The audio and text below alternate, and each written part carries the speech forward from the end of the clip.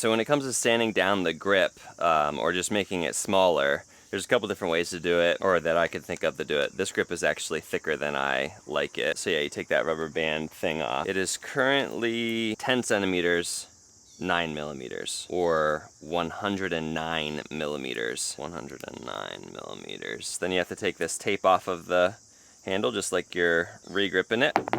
So you won't be able to use that. If you use this grip again, you won't be able to use that same tape, but you could just use electrical tape. Then the grip, this grip has some foam on it, which is obviously also making it a little bit thicker. If I take this the whole way off, or most of the way off, I'm fine with the bottom of it staying that thick. So I might just leave that on for now. It's because I'm gonna try to reuse this grip. But this on the sides is like basically just what's inside the paddle. That's the core of it in the honeycomb shape, because this is a unibody paddle. But then there's some foam here on the outside. So you could probably actually, with that foam, you could probably actually use like a razor blade to cut that. But I was originally thinking that I would sand it. So this is just a sanding block. I think it's 60 grit.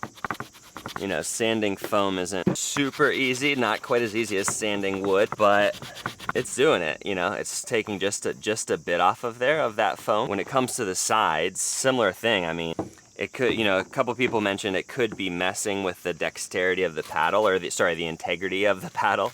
You're the dexterous one, not the paddle. You know, as long as you're not like taking massive amounts of it away, it doesn't seem like it would be messing with it that much. And the other tool is just this, this is an oscillating multi-tool with a sanding pad on it, and this is also, I think, 60 grit, or maybe even 40 grit or something. But it's just a really versatile tool, so this might go a little bit faster. Yeah, that's going a lot faster actually.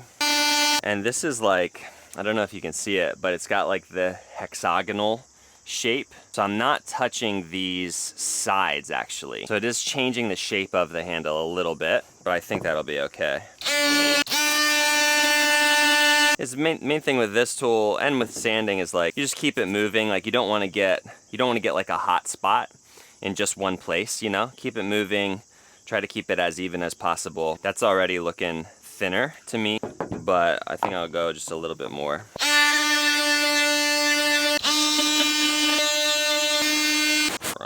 All right, so then once that's done, the other thing that this is gonna do obviously is like, I took foam away from the paddle.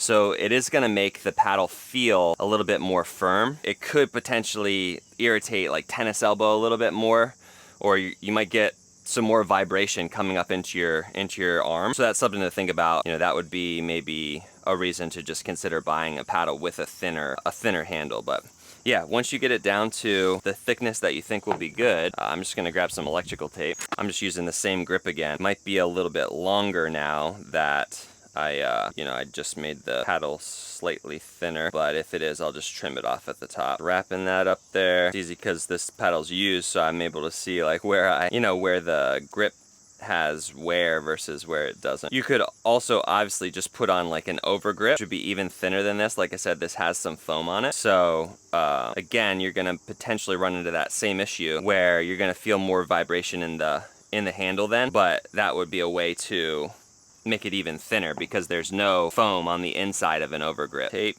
it on here. Probably should measure it before I tape it, you know, to make sure it decreased in size enough, but I'm making a video, so time is of the essence, you know. Electrical tape, I think, should be fine.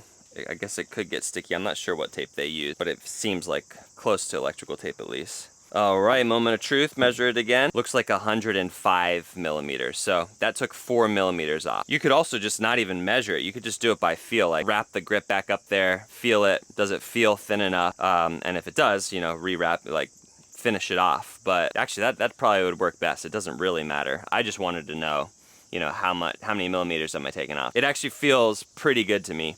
It does, like I said, since I wasn't doing the octagonal sides, it does feel more square, more like a square handle now, less like that kind of octagonal handle. But I actually like square handled paddles, so that's not a huge concern. If I didn't, you know, I would just be taking the oscillating multi-tool on each of those edges too and trying trying to keep those proportions the same around the whole side of the paddle. But do so at your own risk. Like everyone said, definitely would void the manufacturer warranty. I'm a big fan of modifying stuff, making stuff exactly the way you like it, so I like this sort of thing. But anything that you're modifying, obviously you're taking a risk in doing it. If you have a super expensive paddle, you could be screwing up a super expensive paddle. But yeah, that would be how I would make the circumference of my paddle handle a little bit thinner, make it fit in my hand a little bit better.